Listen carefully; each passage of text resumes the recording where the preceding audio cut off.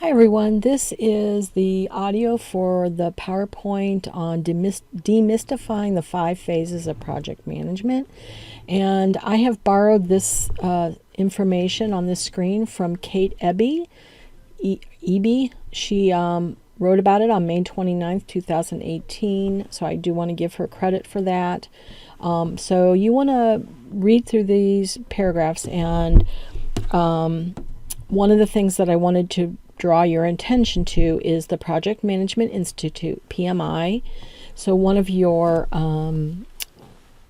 discussions is going to be about the Project Management Institute and certifications that you can receive. So PMI has been around since the late 60s, so 1969, and it's a nonprofit membership organization for people in the project management profession. So it kind of sets the standards for how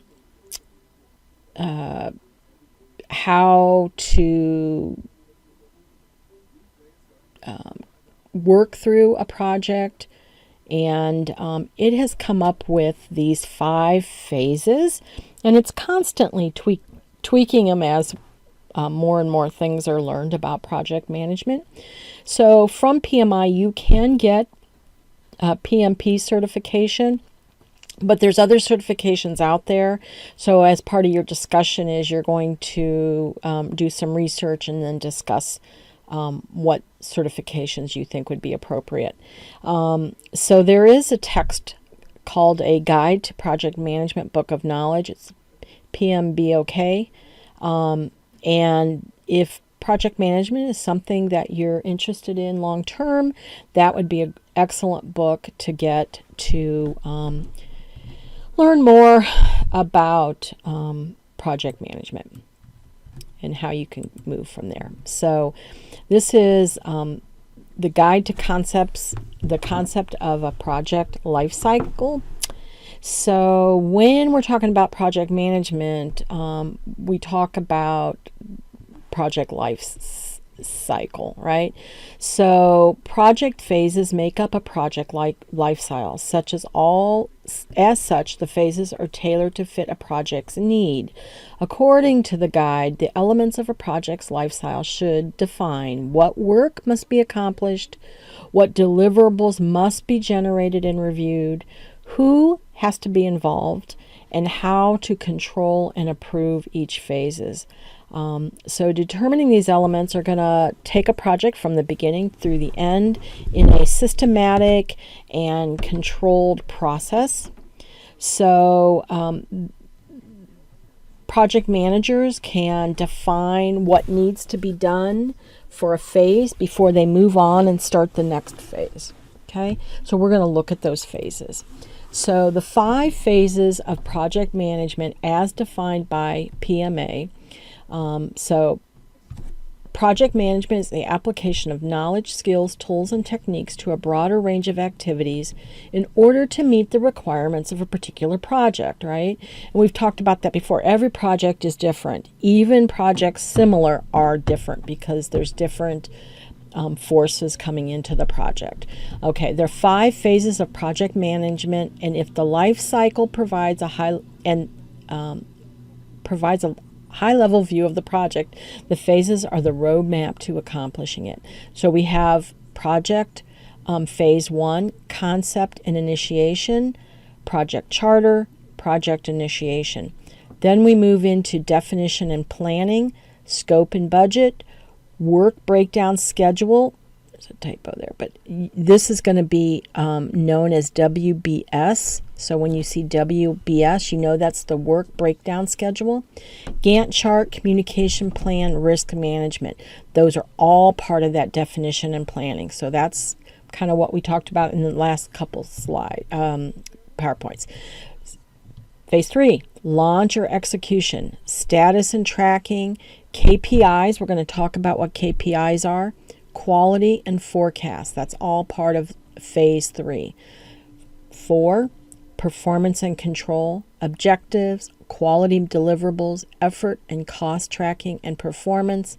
And then 5, project close, postmortem, project punch list, and reporting. So those are the high level phases, and now we're going to go look at them in detail. So phase 1, project initiation, start of the project. So here's where we're going to define the goal at a really broad level. It usually begins with a business case, right? And so we know there's some work that has to be done before the business case. We talked about that. So this is where you're going to research whether the project is feasible or not, and whether or not it should even be pursued, right? If feasibility testing needs to be done, this is the stage of the project that it will be completed, right? And we know that business case, feasibility, is it going to happen? Is it going to cost too much money or resources? That's all done really before we start doing any of that. So that's this phase 1. Important stakeholders will do their due diligence to help decide if the project is a go.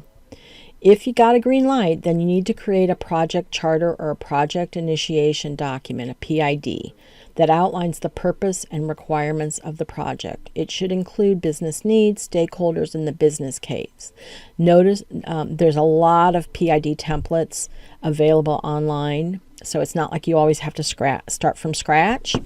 And don't get too bogged down in technical requirements at this level. They're going to be really worked down in phase 2. So this would be more where we're doing our checklist. We're kind of just setting out that high level needs for the project.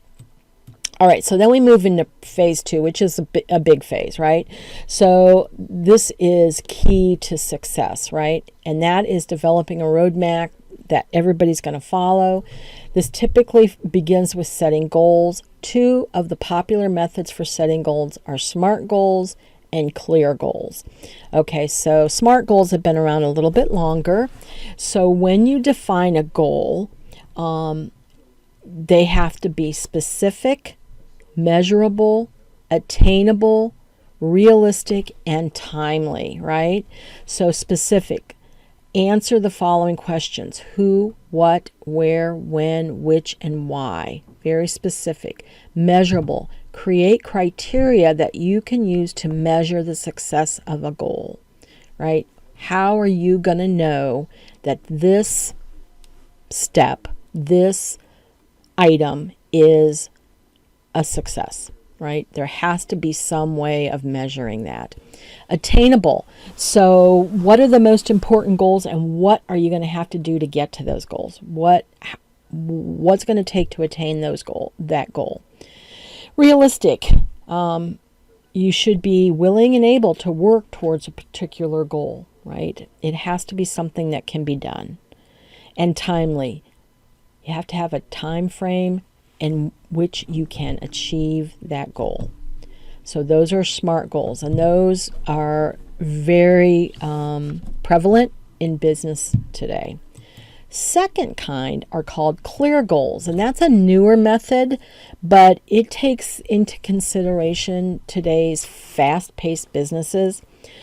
And so this one is probably less used because it's newer, and it's geared more towards fast turnarounds. So collaborative, limited, emotional, appreciable, and refinable. So collaborative, the goal should encourage employees to work together.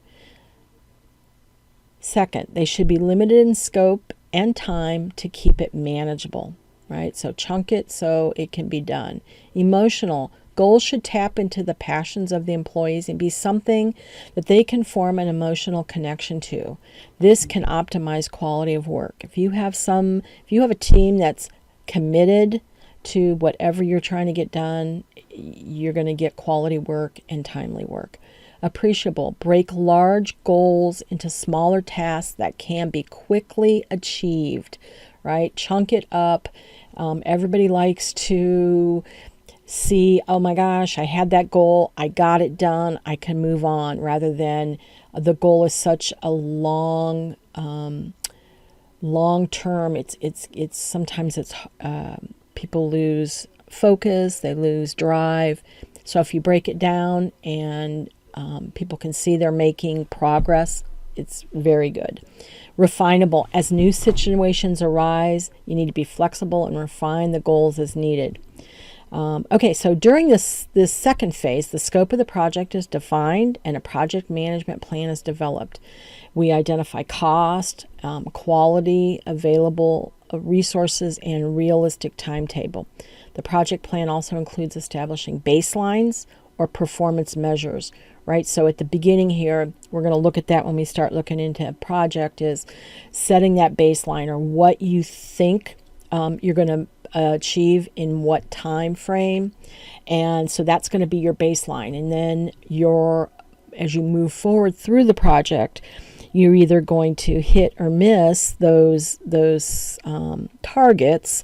And so you'll be able to compare how you're actually doing with the baseline that you had established at the beginning. So that's how you see whether or not a project is on track. So at this time, roles and responsibilities are clearly defined, so everybody involved knows what they are accountable for. We mentioned that in the last slide. It's important, or the last PowerPoint, it's important that everybody understands what their role is and what their tasks are. So here are some of the documents a PM will create during this phase to ensure the project stays on task. And usually they're going to just do a few of these.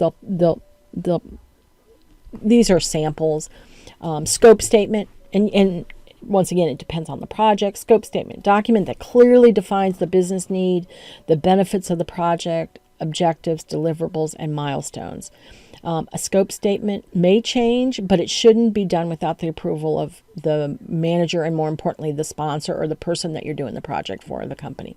Okay, so here's our work breakdown schedule, WPS. This is a visual representation that breaks down the scope of the project into manageable sections for the team. And we're going to learn a lot about WBSs when we're working in project. Milestones. Identify high-level goals that need to be met through the project. Include them in a Gantt chart. So back on that last PowerPoint, when I had the diagram, the Gantt chart and the little diamonds, those were the milestones. And there weren't very many because that was just a demonstration of a long-term project, but you want to set points in your project that you deem are important, that you have to meet that. In other words, you have to meet that before you can continue on, or you have to meet that for whatever reason. And so that would be on your baseline, and then you can measure whether or not you achieve those milestones at the appropriate time. Were you early? Were you late? Did it cost more money by that point? All of those type of things.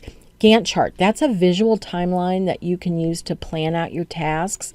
We're going to do a lot with Gantt charts when we're actually working in MS Project. Communication plan, this is of particular importance if your project involves outside stakeholders, not just an internal project.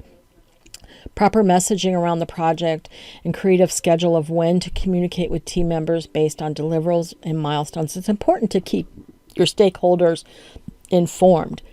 Good, bad, whatever. It's because you want to think about, you've got this one project, but you want more projects, right? So if you communicate well and let them know exactly what's going on, it helps build that foundation for future collaborations. Risk management plan. Identify all foreseeable risks. Common risks include unrealistic time, cost estimate, customer review cycle, budget cuts, those type of things. So identify any of those that might be relevant to the type of project that you're doing. Okay, so then we're going to move on to phase 3, the project execution. This is where the deliverables are developed and completed. So this statement here, it says this often feels like the meat of the project since a lot's happening. So really this is where you're doing the work pretty much. You've designed it, you've communicated, you've all agreed on, the parties involved, here's our goals, now we're going to do it, right? And that's this phase. So things that happen during this phase are developing the teams, assigning resources, procurement management if needed, if you have to get something from outside. The project manager directs and manages the project execution. You set up your tracking system. So that's going to be what we're going to work on in MS Project. Tasks assigned or executed. You hold meetings to update the progress. Then from those status updates, you update your project schedule, and then you modify the plans as needed, right? So this is a kind of a loop here where you're meeting, updating, modifying, meeting, updating, modifying based on how the project's moving. While project monitoring phase has a different set of requirements, these two phases often occur simultaneously, which is this next phase, project performance and monitoring, because you could be working and then you're also monitoring at the same time and evaluating the performance. So here's these KPIs that I was talking about earlier. So phase 4 is all about measuring project progression and performance. And project managers often use key performance indicators, so that's what that KPI stand for. And that's how they would determine if a project's on time. And usually they take, 2 to 5 of these KPIs to measure a project performance. So I've included some samples here. So the 4 that I listed are project objectives.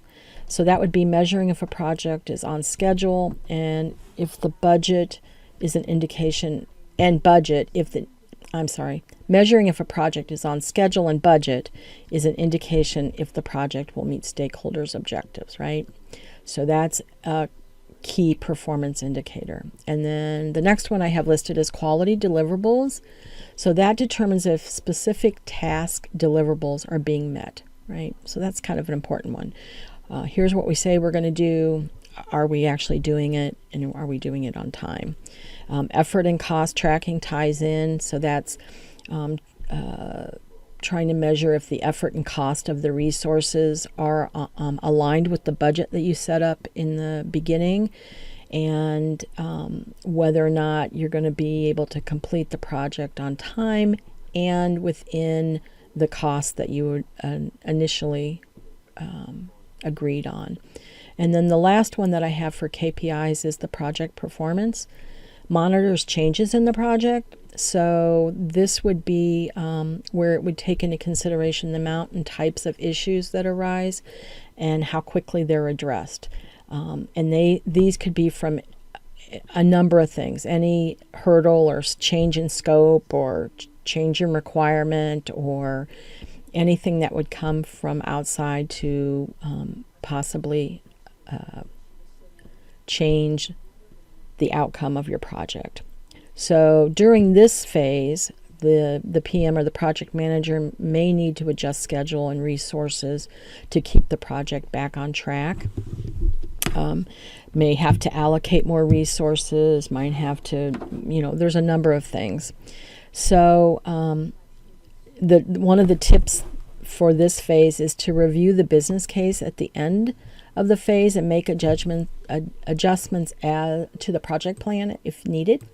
So then the last phase is the project closure. So this represents when the project is complete. So if you had contractors working on it, this would be the time that they're done, they're terminated. And then you always want to recognize the team members that were important to the project. You might even have an event to thank them for the effort or some kind of, whatever. You often have meetings, they call them often postmortems, and that's to evaluate what went well and to identify what didn't work so that you can take that knowledge moving forward to the next time. So it's helpful to understand the lessons learned so that you can make improvements for future. I mean, that's continually improving the process is something you want to do. So once the project is complete, the project manager might still have tasks to complete. So they might need to create a project punch list of things that didn't get accomplished during the project and then work with team members to complete them. They're going to do a final project budget and prepare a final project report to kind of close everything down. And then they'll have to collect all the project documents and deliverables and store them in a single place for history. So that is the end of the Unit 2, Demystifying 5 Phases. So at this point, we're going to move into actually starting to build some stuff in project. So, all right, thank you.